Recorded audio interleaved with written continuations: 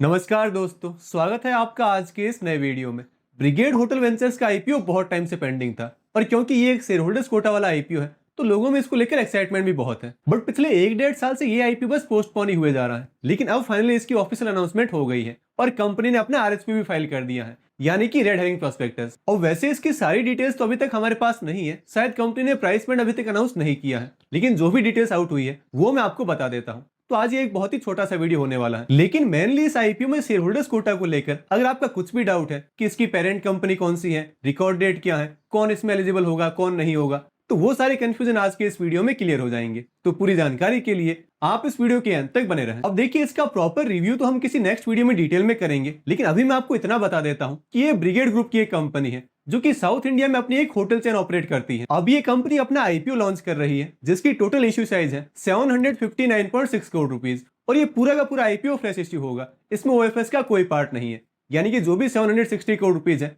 ये सारे मिलेंगे कंपनी को, जो कि आगे फिर कंपनी की ग्रोथ में काम में लिए जाएंगे। कोई भी जो प्रमोटर है वो अपनी शेयर होल्डिंग इस आईपीओ में सेल नहीं कर रहा है, तो ये एक अच्छा पॉइंट है। हालांकि ब्रिगेड होटल वेंचर्स हाल ही में एक प्रॉफिटेबल कंपनी बनी है, बाकी पहले ये एक लॉस मेकिंग कंपनी हुआ करती थी। 2 साल पहले तक तो ये कंपनी लॉस में थी, तो इस कारण से इस आईपीओ में रिटेल पोर्शन बस 10% ही होगा। जैसे बाकी आईपीओज में हमें 35% का रिटेल पोर्शन मिलता है, वो यहाँ देखने को नहीं मिलेगा। ये आईपीओ ओपन हो रहा है 24 जुलाई को और क्लोज होगा 28 को। अब अगर आप आईपीओ मार्केट को थोड़ा भी ट्रैक करते हैं तो आपको ये पता होगा कि इस टाइमलाइन पर already 2 main board IPO announce हो चुके हैं, एक तो इंडिक्यूब स्पेस और दूसरा जीएनजी इलेक्ट्रॉनिक्स।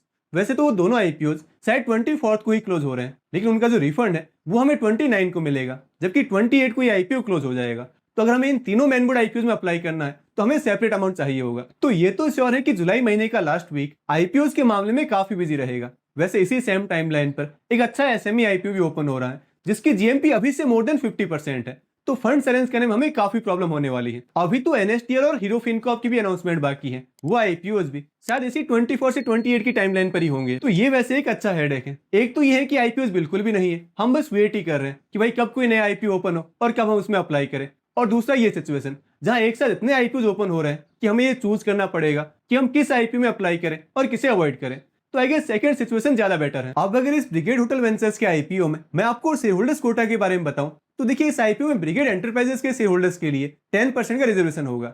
जी हाँ, इसकी पेरेंट कंपनी है ब्रिगेड एंटरप्राइजेस, जिसकी शेयर प्राइस अभी 1000 रुपए के आसपास है। हालांकि अब अगर आप ब्रिगेड एंटरप्राइजेस के शेयर्स खरीदते हैं तो उसका आपको कोई बेनिफिट नहीं होगा, क्योंकि ब्रिगेड होटल वेंचर्स ने अपने इस आईपीओ के लिए कल के दिन ही यानी 18 जुलाई को अपना आरएसपी फाइल किया है। और शेयर होल्डर्स कोटा में एलिजिबल होने के लिए जिस दिन कंपनी अपना आरएसपी फाइल करती है उस डेट के दिन हमारे डीमैट अकाउंट में उस पेरेंट कंपनी के शेयर्स होना जरूरी है। तो इस केस में कल 18 जुलाई को अगर आपके डीमैट अकाउंट में ब्रिगेड एंटरप्राइजेस के शेयर्स थे, फिर चाहे वो एक शेयर ही क्यों ना हो, तो ही आप ब्रिगेड होटल वेंचर्स के आईपीओ में शेयर होल्डर्स कोटा के लिए एलिजिबल होंगे। और क्योंकि हमारे यहाँ T+1 का सेटलमेंट चलता है, तो अगर आपने 17 जुलाई या उससे पहले ब्रिगेड एंटरप्राइजेस के शेयर्स खरीदे हो और आप अभी भी उन शेयर्स को होल्ड कर रहे हैं, तो ही आप इस आईपीओ में शेयर होल्डर्स कोटा में अप्लाई कर पाएंगे। यानी अगर आपने कल 18 जुलाई को ये शेयर्स परचेज किए हैं तो भी आपको एलिजिबल नहीं माना जाएगा, क्योंकि T+1 के सेटलमेंट के अकॉर्डिंग वो शेयर्स आपके डीमैट अकाउंट में तो मंडे को आएंगे। सेम वे अगर आपने कल ही ब्रिगेड एंटरप्राइज को सेल किया है तो कोई टेंशन नहीं है, क्योंकि कल तो शेयर्स आपके डीमैट अकाउंट में थे, तो आप बिंदास ब्रिगेड होटल वेंचर्स के इस आईपीओ में शेयर होल्डर्स कोटा में अप्लाई कर सकते हैं। तो दोस्तों, आप इस आईपीओ में शेयर होल्डर्स कोटा के लिए एलिजिबल है या नहीं,